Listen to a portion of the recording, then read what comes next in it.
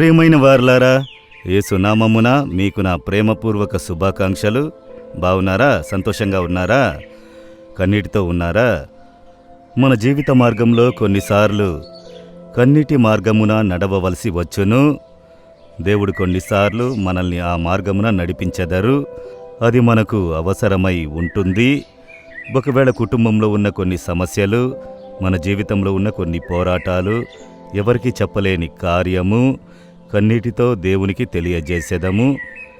అలాగే కదా, నేను చూశాను కొందరు వస్తారు, ఎందుకొరకు ప్రార్థించాలమ్మా అని అడిగితే ఏమి చెప్పరు, ప్రార్థించండి అని అంటారు. అయితే మోకరించినప్పుడు ఏడుస్తూ ఉంటారు. ఆ కన్నీటి ద్వారా వారి విన్నపమును దేవునికి తెలియజేయుచున్నారు. బయటకు చెప్పలేని సమస్య, కన్నీటి ద్వారా ఆ సమస్యను దేవునికి తెలియజేయగలము. అలాంటి అనేకులను నా సేవా మార్గంలో నేను చూసి ఉన్నాను. మీరు కూడా ఈ దినము ఏడ్చిచూ ఉన్నారా? ఒకవేళ ఇతరుల ఎదుట ఏడిస్తే అదే ఒక నేరముగా ఉంటుంది, దాన్నే ఒక సమస్యగా మార్చెదరని చెప్పి రాత్రుల్లో ఎవరికీ తెలియకుండా తలదిండును కన్నీటితో తడుపుచున్నారా? మీ కన్నీటికి ఒక గొప్ప విలువ ఉన్నదని మరవకండి. ఏమిటో తెలుసా? 56వ కీర్తన 8వ వచనములో, నా సంచారములను నీవు లెక్కించియున్నావు, నా కన్నీళ్లు నీ బుడ్డిలో నుంచబడి ఉన్నవి, అవి నీ కవిలలో కనబడునుగాదా. అదేమనగా పరలోకంలో దేవుడు ఒక కవిల ఉంచి, ఒక బాటిలు ఉంచి, మనం కార్చు కన్నీరంతా అందులో సేకరించుచున్నాడు అని ఆయన చెప్పుచున్నాడు. దాన్ని ఆయన లెక్కించునట, ఆ బాటిల్లో ఎంత కన్నీరు ఉన్నది అని. ఎందుకు దేవుడు ఈ విధంగా చెప్పుచున్నాడు? కొన్ని కార్యములకు మీరు ప్రార్థించిన వెంటనే, సాధారణంగా ప్రార్థించిన వెంటనే అద్భుతం జరుగును. కొన్ని కార్యములకు ఉపవాసం ఉండి ప్రార్థిస్తే అద్భుతం జరుగును. కొన్ని కార్యములకు మీ కన్నీటిని దేవుడు ఎదురు చూచును.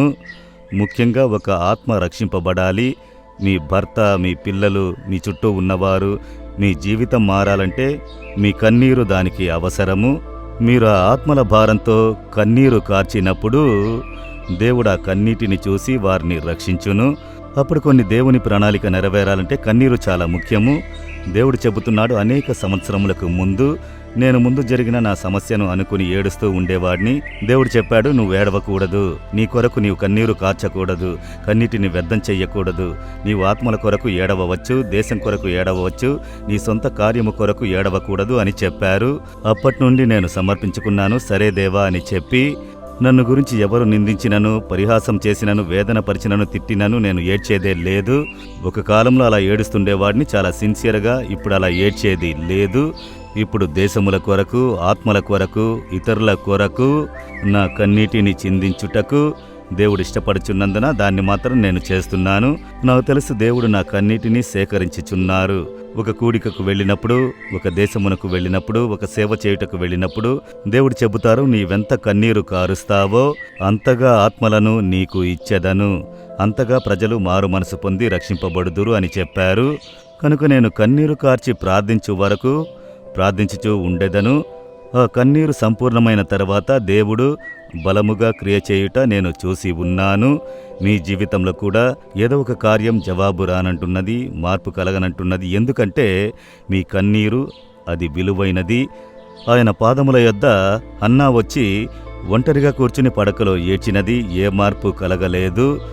దేవుని సన్నిధికి వెళ్ళి తన మనసును కుమ్మరించినప్పుడు ఆ కన్నీరు చూసిన వెంటనే దేవుడు కనికరము చూపించారు. మీ కన్నీరును చూసి దేవుడు మౌనంగా ఉండడు. మీరు కన్నీరు కార్చిన వెంటనే తండ్రి యొక్క హృదయం కనికరముతో నిండును. వెంటనే అద్భుతం చేయుదురు. మీ కన్నిటిని లెక్కించి ఉన్నారు కనుక మీ కన్నిటిని వ్యర్థపరచకండి.